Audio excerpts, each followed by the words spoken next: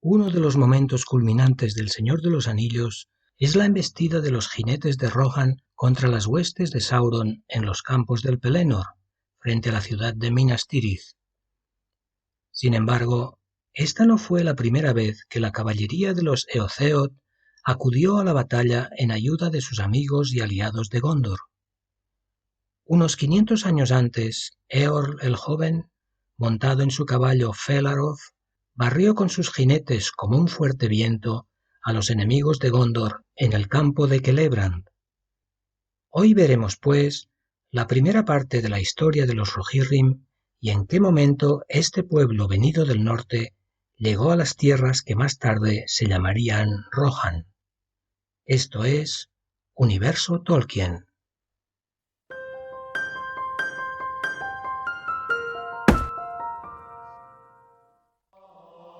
Nos encontramos en el año 2510 de la Tercera Edad, desde el año 2050 en que murió el rey Earnur sin dejar descendencia. Los senescales gobernaban en Gondor.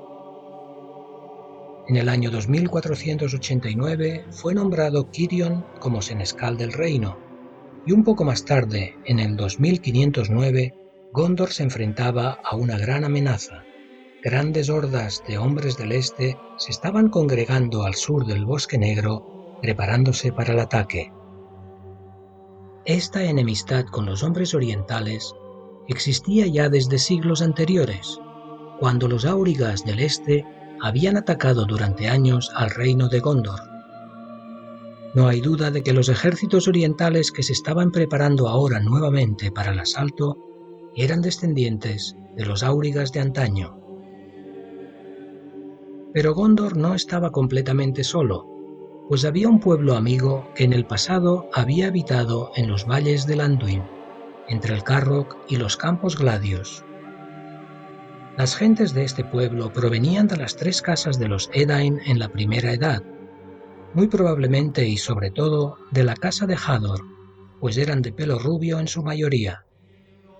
Por ello, aunque durante la Segunda Edad no se trasladaron a la isla de Númenor, sino que permanecieron en la Tierra Media, eran parientes lejanos de los Númenoreanos o Dúnedain.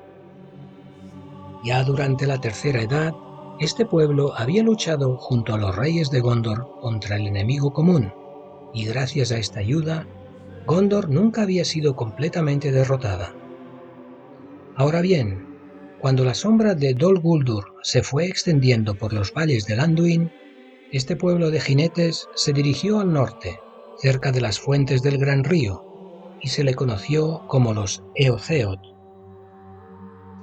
Así pues, en el año 2509, cuando Cirion, el senescal de Gondor, se dio cuenta de que sus fuerzas no bastarían para contener al enemigo, se acordó de la amistad con los Eotheoth y resolvió pedirles ayuda. Sin embargo, ello no iba a ser nada fácil, pues ahora se encontraban casi a 1000 millas de distancia, y además el camino hacia las fuentes del Anduin estaba plagado de enemigos, a quienes los hombres de Gondor llamaban Balhoth, de Balk, que significa horrible en la lengua de los hombres, y Hoth, horda en Sindarin. Cirion veía pues muy difícil que un mensajero pudiera llegar al destino. Aún así, y no viendo otra alternativa, pidió voluntarios, eligiendo a 6 jinetes valientes y resistentes, y los envió al norte en 3 grupos de a 2 y con un día de diferencia en la partida de cada grupo.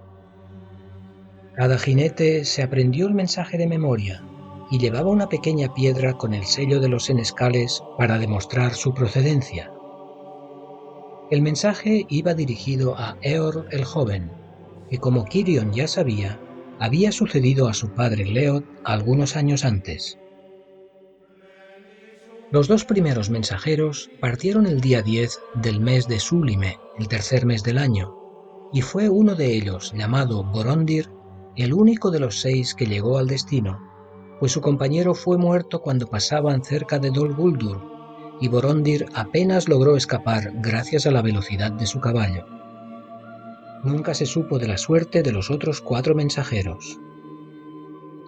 Así, después de cabalgar incansablemente durante 15 días, a veces dando rodeos para sortear grupos de enemigos, y los 2 últimos días sin comida, Borondir llegó agotado al pueblo de los Eotheod y apenas pudo hablar para entregar el mensaje a Eorl.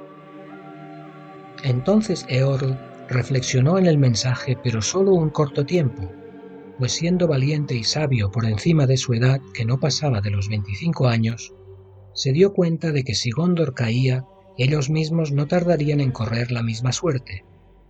Por ello accedió a ayudar a sus parientes lejanos y rápidamente convocó a los ancianos de su pueblo para hacer los preparativos de la batalla, y dándose cuenta de que debía partir con una gran fuerza de jinetes, organizó su ejército dejando solamente algunos cientos de soldados para la defensa de su pueblo. Esto llevó bastantes días, pero al fin, el 6º día del mes de Virese, las huestes de los Eotheod estaban reunidas y más de 7.000 soldados a caballo partieron hacia el sur. A la diestra de Eorl cabalgaba Borondir, haciéndole de guía, pues había recorrido el camino algunas semanas antes. Y avanzaron rápidamente. Las puntas de las lanzas resplandecían reflejando la luz del sol, y parecía que un mar de luces centelleantes se acercaba desde el norte hacia tierras más meridionales. Nadie se opuso durante el trayecto al ejército de Eorl, pues tanto amigos como enemigos huían al ver el poderío y esplendor de los jinetes armados. Así llegaron a la altura de Dol Guldur, donde en cualquier momento podrían encontrarse con las huestes de los hombres orientales, y Eorl se apartó de las lindes del Bosque Negro, dirigiéndose hacia el oeste, hacia Lórien, que los Eotheod llamaban Duimordene, que significa algo así como Valle de los Fantasmas, pues aunque era un pueblo noble y valiente, no eran hombres letrados ni eruditos, y en su desconocimiento temían el bosque de los elfos y lo consideraban un lugar peligroso. Ahora bien, desde Lórien parecía surgir como una niebla resplandeciente que atravesaba el río y flotaba por encima de donde ellos debían proseguir. En un primer momento, eso asustó a los jinetes, pero Eorl no se detuvo, animando a sus tropas a seguir adelante. Una vez ya dentro de la niebla, se dieron cuenta de que ésta les protegía de la vista de los enemigos, pues era como un túnel de nubes formado por 2 paredes blancas a derecha e izquierda, así como también por encima de sus cabezas, pero quedando un espacio vacío en el centro para que el ejército pudiera avanzar sin dificultades. Y hasta parecía que marchaban en silencio, como si la niebla les protegiera no solo de la vista, sino también del oído del enemigo, pues cabalgaban en medio de un silencio tal como si los cascos de los caballos no estuvieran pisando el suelo. Entonces Borondir dijo a Eorl: «Parece que la dama del bosque está de nuestro lado», refiriéndose a Galadriel, la dama élfica que con su gran poder estaba protegiendo al ejército de Eorl. Así avanzaron ese día y el día siguiente, sin ser vistos ni oídos, y al fin al otro día la niebla se dispersó, y avanzando en su camino, Eorl y su ejército llegaron al campo de Celebrand, donde se encontraba el ejército de Gondor comandado por Cirion.